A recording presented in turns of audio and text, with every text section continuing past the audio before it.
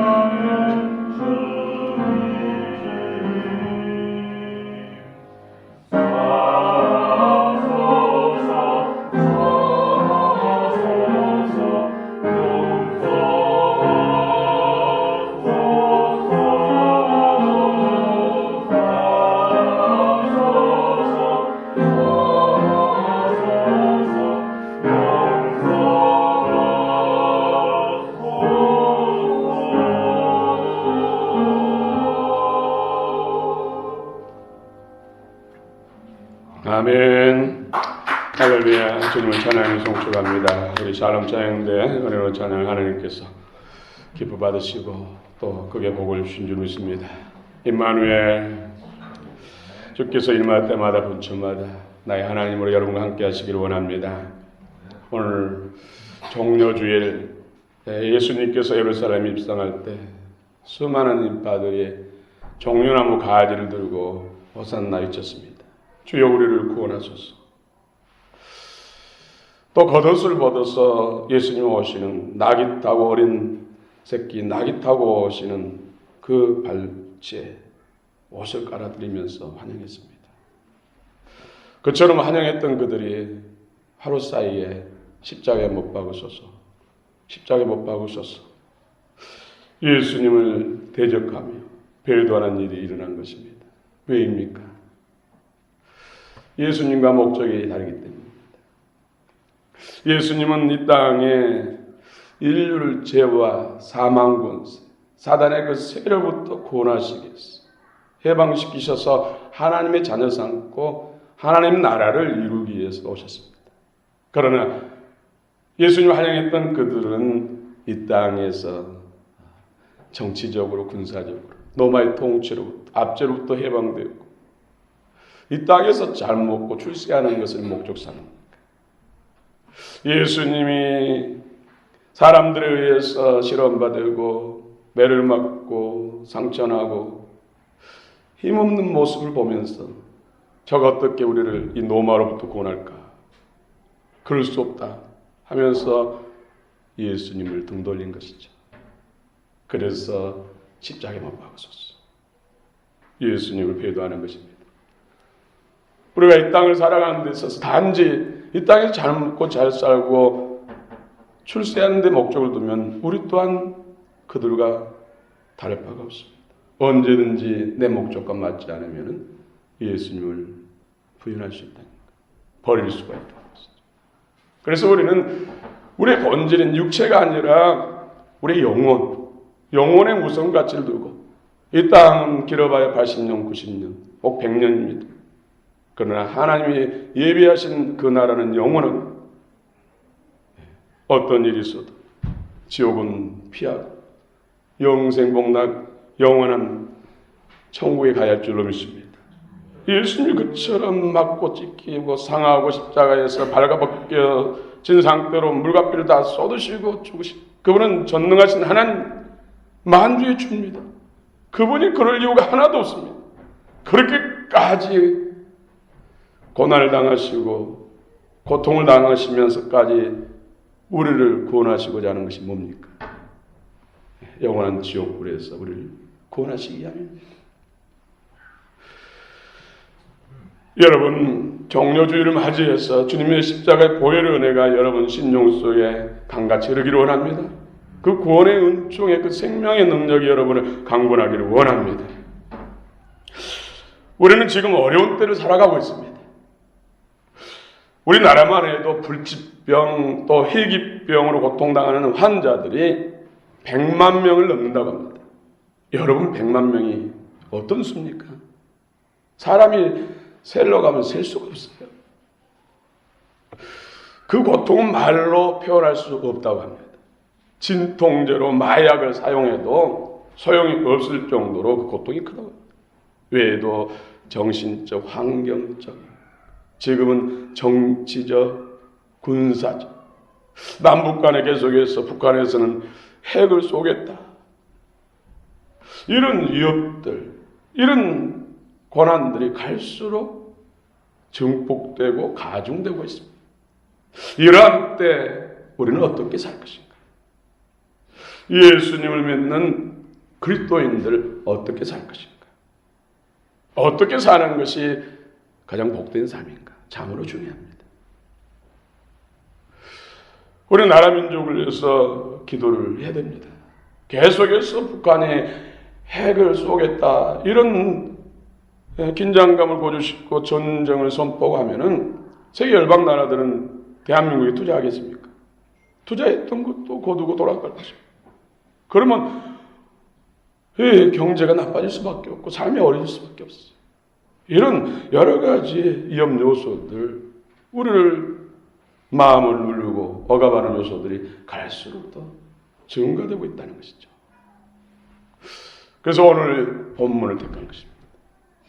오늘 본문의 에스겔이 당한 상황은 조국 이스라엘은 바벨론의 침략을 받아서 초토화됐습니다. 하나님의 성전은 불타서 전소되고 수많은 백성들이 죽어서 시신을 칠 사람이 없어서 그냥 썩어서 악취가 나는 그런 상황. 남은 사람들은 포로로 끌려가서 강제 노역에 시달리는 절망적인 상황입니다. 에스겔의 이름은 하나님이 강하게 하신다. 여러분 하나님이 강하게 하시기를 원합니다. 이 민족을 하나님이 강하게 하시기를 원합니다. 절망 가운데 강가에서 기도하는 에스겔에게 하나님이 찾아오십니다. 하나님의 비전을 보여주십니다. 약관 25세에 에스겔은 나라가 바벨론에게 비참하게 짓밟히고 국권을 빼앗기는 아픔을 겪었습니다. 또 포로로 끌려와서 날마다 강가에서 바벨론의 수중 궁궐을 만드는데 동원돼서 채찍에 맞으면서 중노동을 합니다. 밤에 피곤한 몸을 정말로 쉬어야 되는데 너무나 답답하고 고통스러워서 잠도 안 옵니다. 사방팔방이 꽉 막히면 하늘을 바라보라는 말처럼 에스겔도 절망 가운데 기도하다가 하나님으로부터 비전을 본 것입니다. 하나님은 내가 너를 버린 것이 아니다. 내가 너와 함께 하고 있다. 너의 조국 이스라엘을 아주 버린 것이 아니다. 하도 불순종하고 멸망길로 치닫기 때문에 원치 않는 이방 나라로 옮겨서 새롭게 회복시키려는 것이 하나님의 계획이다고 말씀하신 것입니다. 온 민족 가운데서 특별히 택해서 하나님의 왕자 공주처럼 이스라엘 사랑하는 그 나라가 어떻게 저 바벨론에게 무참하게 짓밟히고 또 백성들은 죽고 포로로 끌려가고 하나님이 계신다는 성전은 그들에 의해서 짓밟히고 불타 이럴 수가 있는가? 이 에스겔 제사장의 가문에서 태어나서 하나님 말씀을 교육을 받는 그로서 이해할 수가 없었던 것이죠. 그런데 하나님께서 나타나셔서 너와 함께하라. 이스라엘을 내가 아주 버린 것이 아니다. 새롭게 치료해서 회복시키셔서 내가 쓰겠다. 축복하겠다. 이런 말씀입니다. 오늘 이런 암담한 현실 속에서 불안한 위기 속에서 우리는 어떻게 살 것인가? 우리 그리스도인들에게 있어서 삶의 방향이 참 중요합니다. 이 땅을 살아가는 사람들의 삶의 방향이 중요합니다. 열차는 철로로 달려야 돼요. 맨날 똑같은 철로만 다니면 되겠냐? 심심한데 한번 다른 길로 가볼까 하고 철로를 벗어나면 죽습니다. 사고 나죠. 비행기는 항로가 있습니다. 자동차는 도로가 있습니다. 우리 인간에게는 창길이 있습니다. 누구에게나 창길이 있습니다. 우리는 창길을 아는 사람들, 바로 믿는 사람, 그리스도입니다. 그 길이 무슨 길입니까? 예수 그리스도.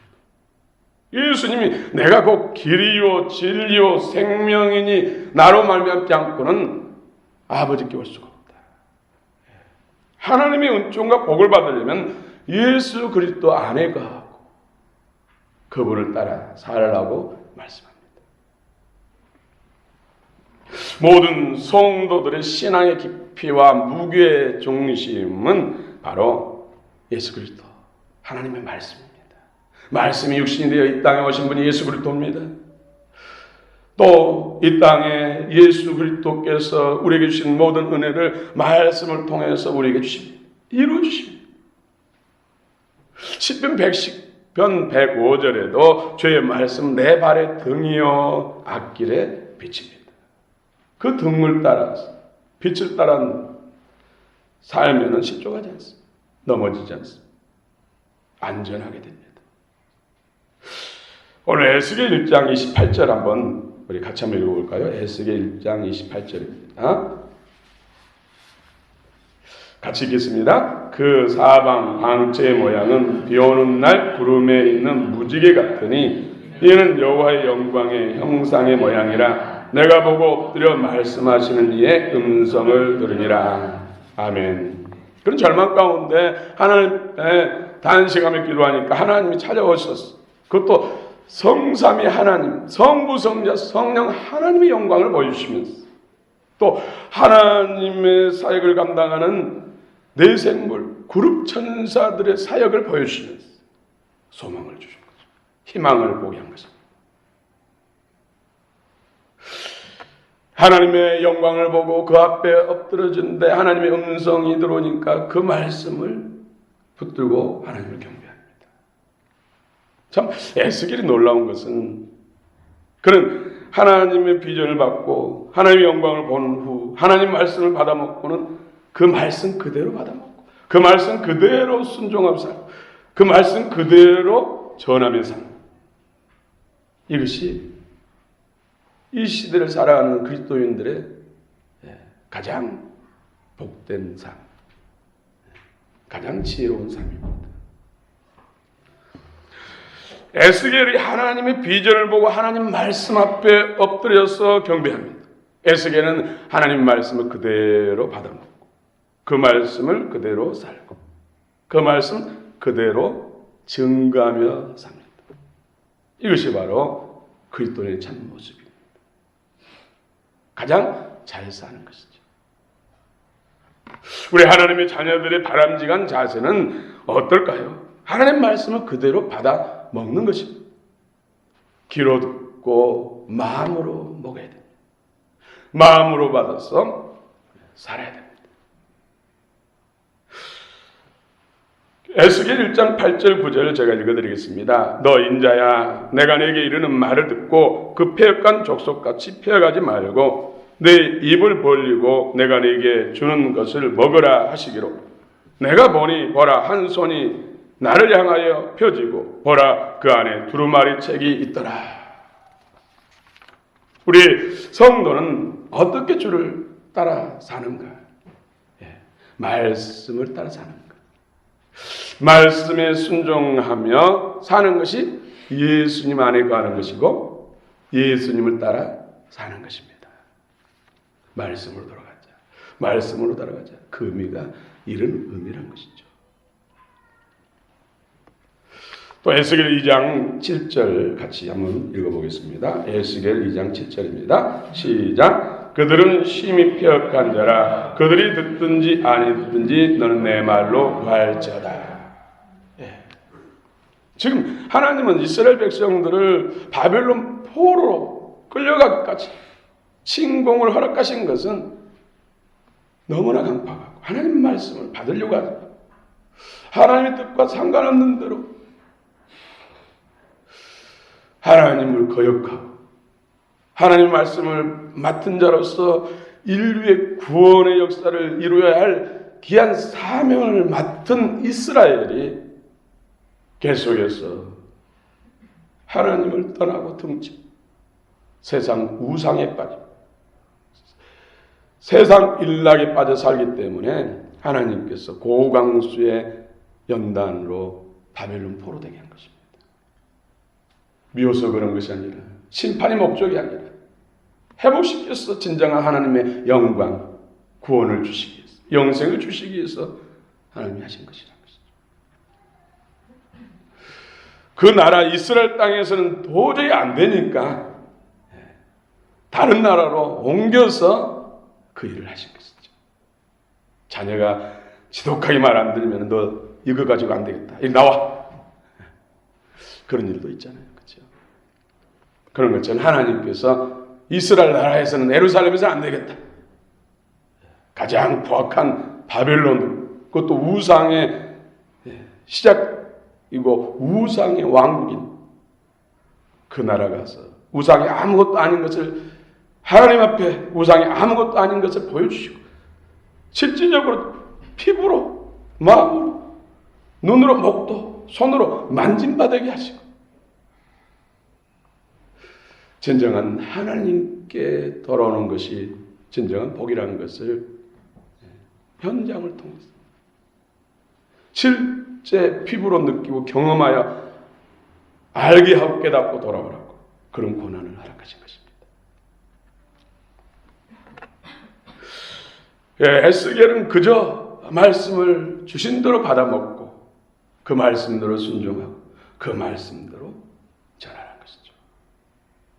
우리도 말씀을 맡은 자로서 아직 예수를 알지 못하고 세상이 전부인 것처럼 영원히 사는 것처럼 아니면 이 세상 끝나면 모든 게 끝난 것처럼 영적으로 무지에서 사는 수많은 사람들에게 진정한 구원은 예수 안에 있다. 진정한 복은 예수 안에 있다. 이 땅의 삶으로 끝나는 것이 아니라 육신은 흙에서 왔기 때문에 흙으로 가지만 우리 영혼은 이후의 세계가 있다. 천국과 지옥이 분명히 있다. 예수 그리스도 안에서 그분의 말씀을 따라 살면 영생이 보장되지만 그렇지 않으면 영원한 고통입니다. 지옥의 고통은 이 땅에서 아무리 고통스럽고 힘든 것 그 자체가 지옥에 비하면 천국과 같은 것이다. 우리는 복음을 전해야 하는 것이죠. 사람들이 복음을 안 받아들이지 강박하기 때문에. 그래서 뭐 전해도 소용없는데요. 해도 소용없는데 하고 넋놓고 있지 말고 듣든지 안 듣든지 때를 얻든지 못 얻든지 전하는 것이죠. 이스라엘 백성들 포로를 끌려온 그들도 이마가 굳고 마음이 굳어서 말씀을 잘 안 받. 그러나 듣고 회개한 사람들은 그들을 통해서 하나님이 축복하시고 주님의 구원의 뜻을 이룬다는 것이죠. 오늘 시도 마찬가지.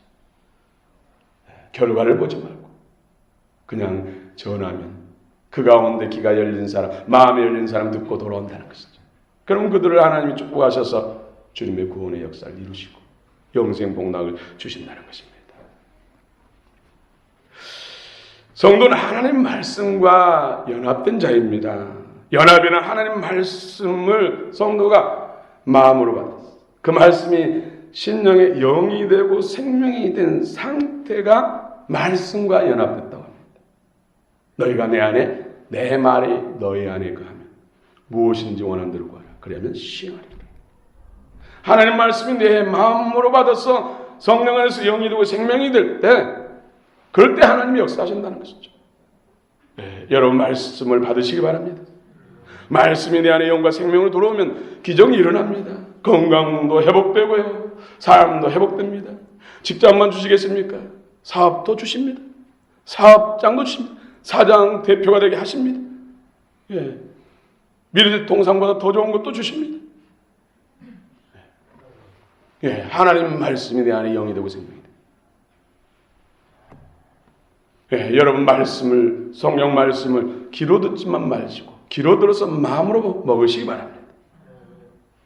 열린 마음 하나님 말씀을 갈망하고 배고파 정말로 목마른 살쾡이 시냇물 찾아 살기 위해서 물을 먹지 않으면 금방 썩어 죽기 때문에 물을 찾은 것처럼 우리 영혼이 주의 말씀을 갈망하면 그 말씀에 성령이 임하셔서 그 말씀이 영이 되고 생명이 됩니다.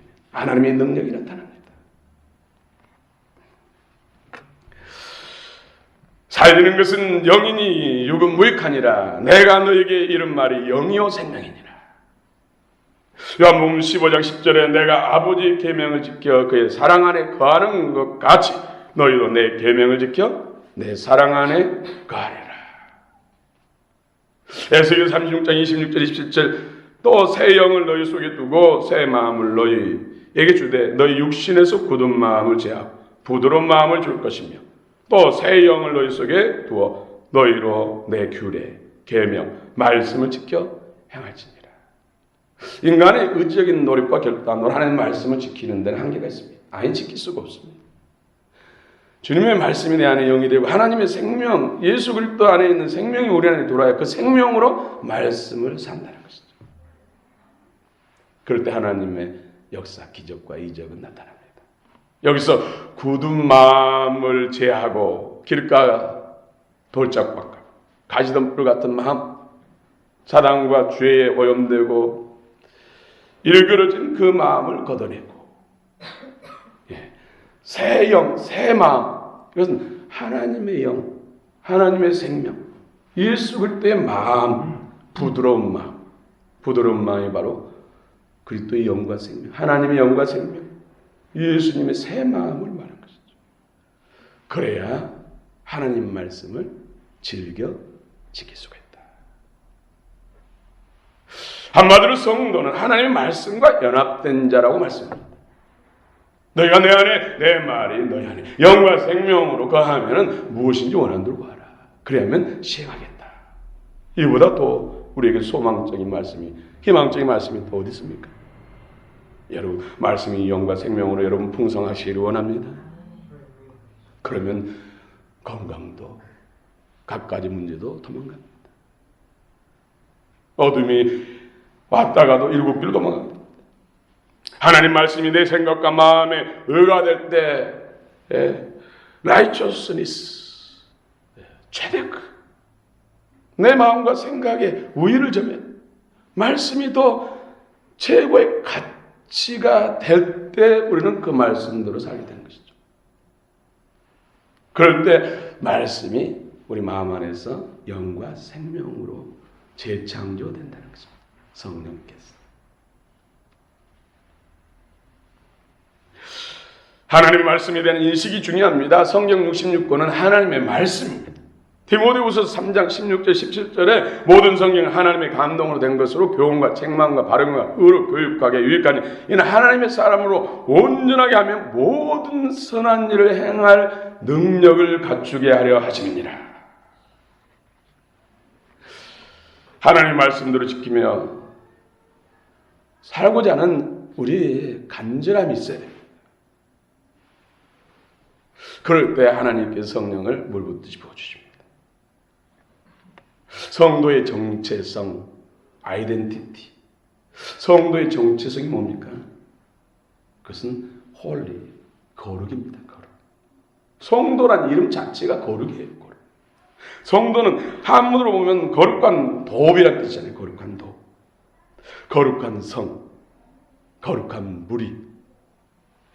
그래서 계시록 21장 보면은 1절을 보면은 거룩한 성, 새 예루살렘 성 말씀하는데 그것이 바로 구원받은 성도들을 말한 거예요.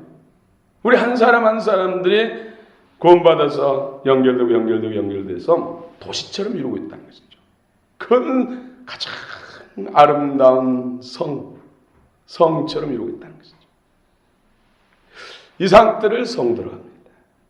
그래서 구원받은 한 영혼들이 모여서 이룬 무리, 실제적으로 구원받은 사람들, 이 사람들을 성도라고 해요. 그래서 목사, 장로, 권사, 집사는 혹 구원받지 못해도 성도는 다 구원받은 것이죠. 구원받은 자를 말합니다. 그래서 우리가 성도님하고 불러주는 건 뭐예요? 꼭 구원받기를 간절히 바라는 염원으로 불러주는 것이죠. 그래서 내가 성도가 된 것은 가장 큰 복입니다. 성도의 삶의 능력은 어디서 올까요? 능력의 근원, 능력의 출처. 그것은 성령이십니다. 예수님께서 성찬하시기 전에 또 예수님께 제자들에게 말씀하실 때 시시로 내가 이 천국의 본성으로 하나님 보좌로 올라가야 너에게도 유익하다. 또 다른 성령을 보내줄 텐데 그 성령은 너희 마음속에, 너희 안에서 함께 역사한다. 그래서 모든 사람의 하나님이 된다. 예수를 영접하는 사람에게. 성령께서 예수님이 이루어놓으신 일들을 우리 안에 실제적으로 이루신 분은 성령입니다. 오늘 에스겔서에 보면 인자야. 에스겔서를 읽다 보면 인자가 너무도 많죠. 인자. 무슨 김인자, 이인자, 박인자, 서인자가 아니라 인자. 이 인자는 벤 아담. 아담은 뜻은 티끌이라는 뜻이에요. 티끌을 모아가지고 형상을 만들어서 그 코에다가 하나님의 영 생명을 불어넣죠. 그래서 티끌 같은 먼지 같은 그런 존재가 하나님의 영, 하나님의 생명이 들어가서 하나님의 형상을 담은 존귀한 온 우주 속에 존귀한 존재가 되는 거죠. 그러면 하나님의 영과 생명이 없으면 티끌이에요. 그렇기 때문에 지금 에스겔에게 너는 인자다. 나 없이는 하나님의 영과 연합하지 않고는 하나님의 살아 역사하신 말씀과 연합하지 않고는 너는 흙덩어리야. 흙덩어리. 그러므로 나를 항상 의지하고 내 안에 가라. 내 기뻐하는 뜻을 조금이야 살아라. 그렇지 않으면 언제든지 흙덩어리로 돌아간다. 이것을 기억하라고 늘 인자야. 그렇게 부르신 거예요. 저와 여러분들은 하나님 없이는 인자입니다. 흙덩어리입니다. 하나님의 생명과 능력의 손길이 떠나면 다 흙덩어리 되잖아요. 그래서 땅에 묻거나 불태워서 뿌리잖아요. 우리 인생이 그렇습니다. 하나님을 생명으로 내 안에 연합되지 않고서는 우리는 흙덩어리예요. 그런데 다른 짐승이라든지 다른 식물 같은 경우는 하나님을 떠나면 거기서 끝나지만 우리 인생은 하나님과 함께하지 않고 구원받지 못하면 영원한 지옥불에서 영원히 고통을 받는 그런 비참에 빠진다는 것을 우리는 기억해야 돼요. 그렇기 때문에 영구원을 위해서 우리가 힘쓸 수밖에 없는 것이죠. 오직 성령의 충만을 받으라 말씀합니다. 술 취하지 말라. 이는 방탕한 것이.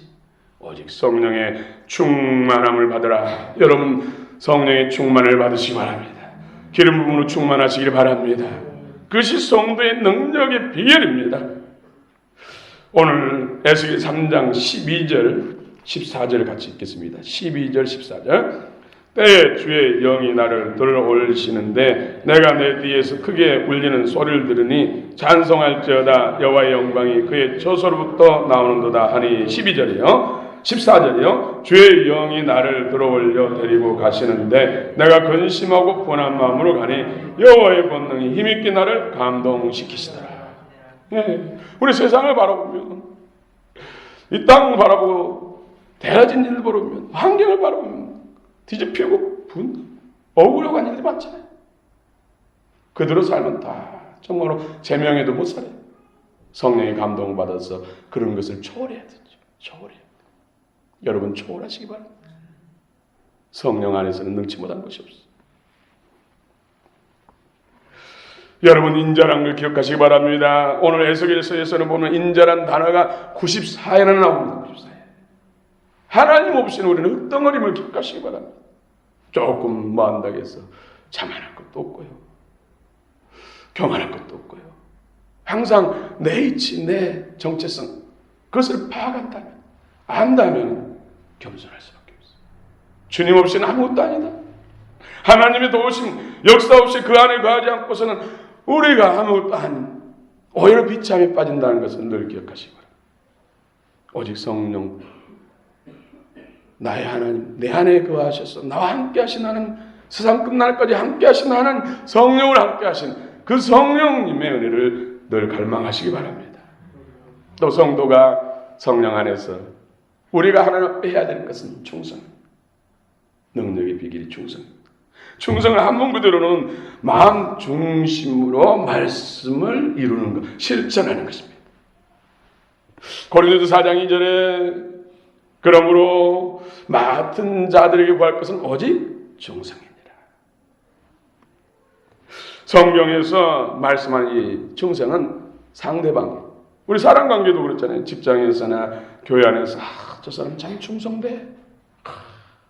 참 본받을 점이 많아. 충성돼. 하나님 편에서도 너는 참 충성되구나. 진정한 충성이다. 진실이다. 이것은 뭡니까?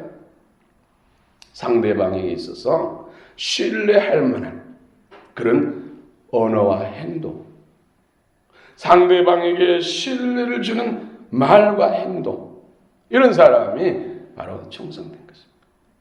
여러분 가정에서나 직장에나 또 이웃관계 속에서나 교회 안에서나 하나님 관계 속에서 충성되다고 인정받으시기 바랍니다. 그런 사람에게 하나님은 성령을 물붓듯이 부어주십니다. 하나님의 말씀이 영과 생명으로 풍성해집니다. 또 성도의 능력, 우리가 하나님 앞에 해야 될 것은 섬김입니다. 예수님이 땅에 오신 것이 뭐예요? 섬기러 오셨다고 했습니다. 내가 온 것은, 인자가 온 것은 섬김을 받으려 함이 아니라 다른 사람을 섬기고 많은 사람을 위하여 대속물로 주려 함이라. 자신을 속죄 제물로 온전히 희생 제물로 드린다는 거예요. 이 섬김을 통해서 하나님과 인간 사이에 화평 연합 관계가 이루어지고 인간과 인간 사이에 화평 연합 관계가 이루어진 것입니다. 세상 종말이 가까울수록 사단 마귀는 더 날뛰입니다. 성경에도 계시록 12장 2절에 마귀가 자기 때가 얼마 남지 않은 줄 알므로 크게 분내어 너에게 내려갔다. 세상에 내려갔다는 것이죠. 세상에 왔다는 것이죠. 그래서 여러분 갈수록 좋은 세상을 기대하지 마시기 바랍니다. 물론 IT 첨단 문명은 발전됩니다. 그러나 중요한 것은 사람 마음들이 더 갈수록 강팍해지고 사나워지고 잔인해진다는 거예요. 왜? 사단이 더 날뛰니까.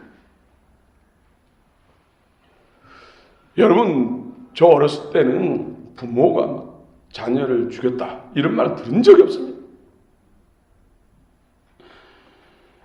제 동네에 한 여자분이 바람을 피워가지고 동네에서 쫓겨났어요.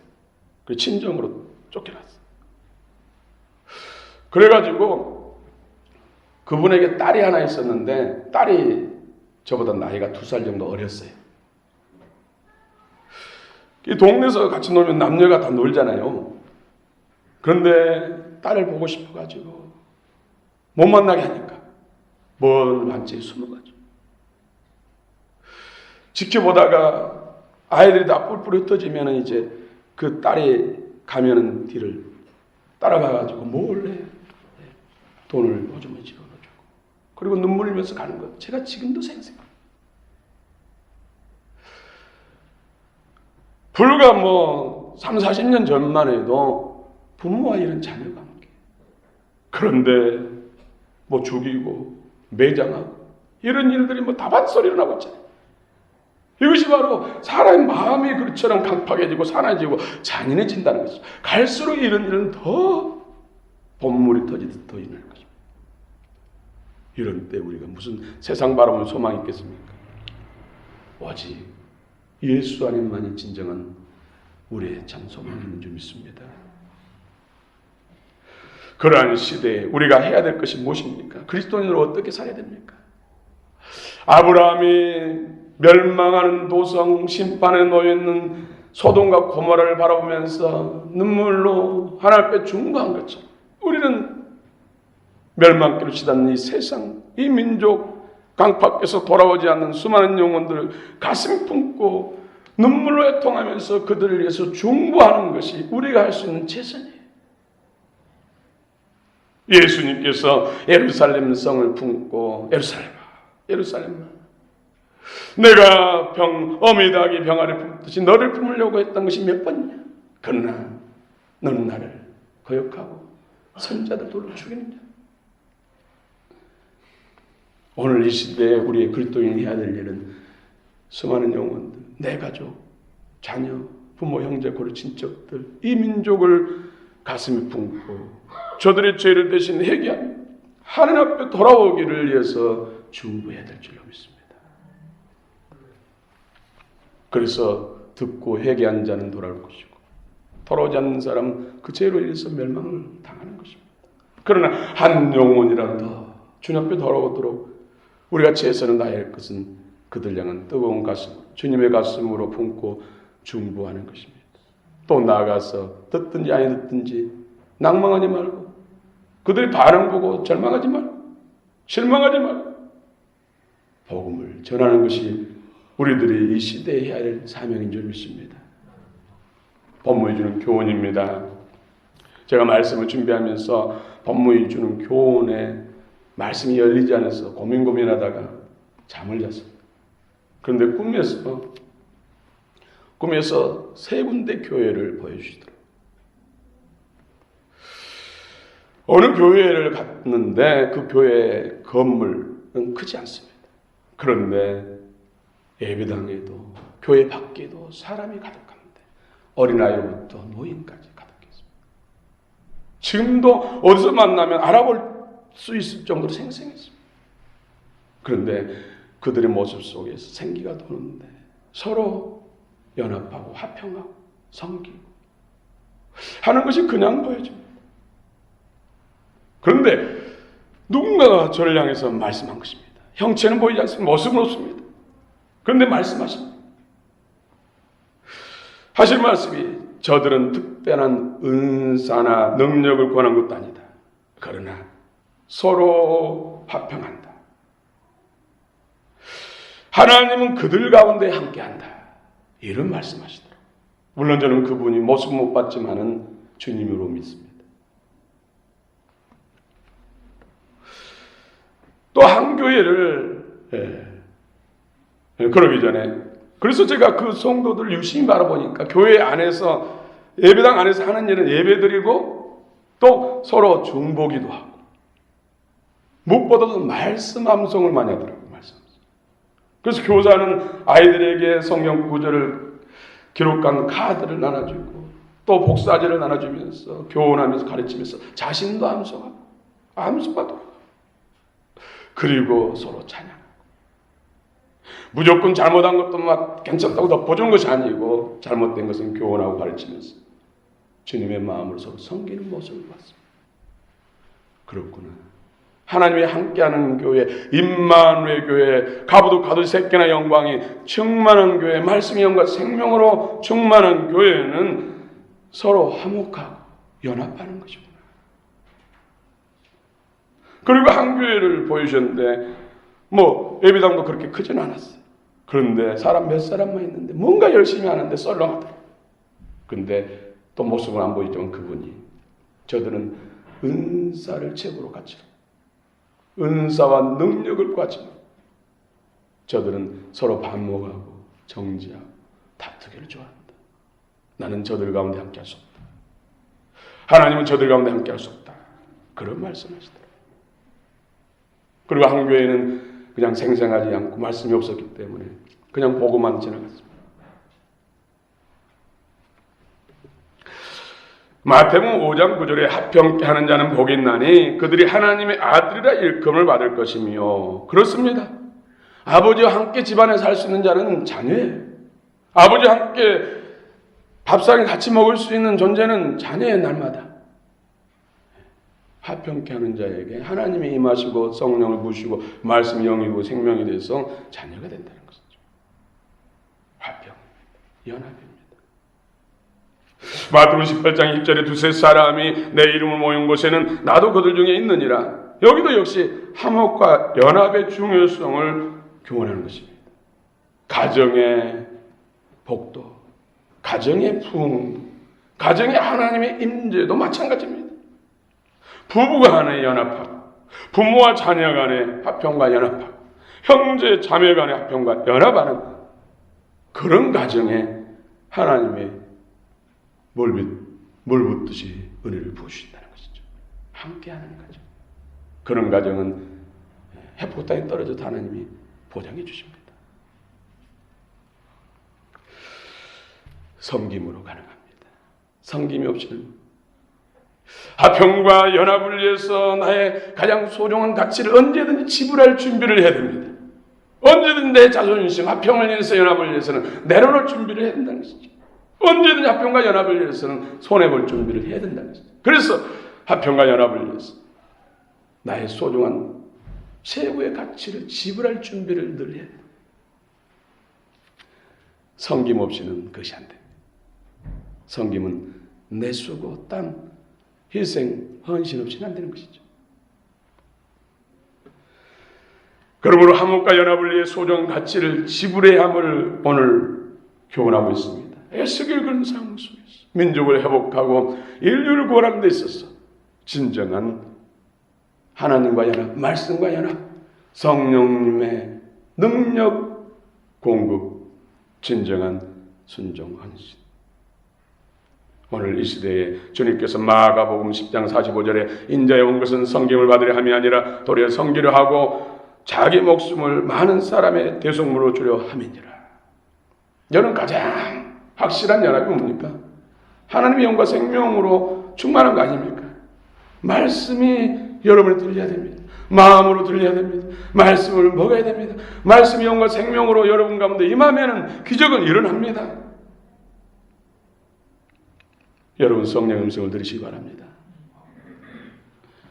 그래서 여러분들에게 늘 말씀 카드를 보내드리고 하는 것도 하루 종일 그 말씀을 묵상하고 붙들고 해서 그 말씀이 영과 생명으로 여러분 가운데 쌓이지만 그 말씀이 쌓이고 쌓여서 풍성해졌어요. 그리스도의 장성한 분량이 이룰 수 있다는 것이죠. 진정한 섬김은 소중한 자기 가치를 지불하는 것입니다. 여러분이 날마다 기적의 주인공들 되시길 축원합니다. 결론입니다. 그리스도인들 어떻게 살 것인가? 고린도후서 5장 18절 19절입니다. 모든 것이 하나님께로 났으며 그가 그리스도로 말미암아 우리를 자기와 화목하게 하시고 또 우리에게 화목하게 하는 직분을 주셨으니 곧 하나님께서 그리스도 안에 계시사 세상을 자기와 화목하게 하시며 그들의 죄를 그들에게 돌리지 아니하시고 화목하게 하는 말씀을 우리에게 부탁하셨느니라. 아멘. 기도하시겠습니다.